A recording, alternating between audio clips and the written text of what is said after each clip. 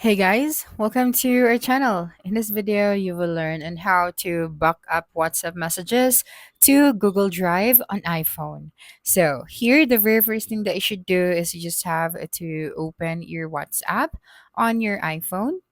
That's right. And then right here, you just have to click on the gear icon or the settings at the bottom right of your screen. That's right. And then right here, just have to click on chats.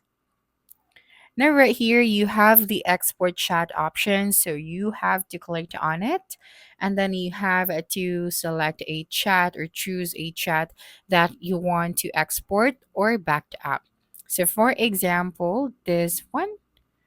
Okay, so after that, you will then just have to choose drive from these options below. So simply click on drive. Okay, so right here you have the details, the location, the account, and after that, just simply click on upload option at the top right of your screen. Okay, and then you just have to wait for a couple of seconds, and after that, your chat has now been back up to your Google Drive on iPhone. So that's it for this video. If you think this video helped you solve your concern, please subscribe, like this video, and leave your comment below.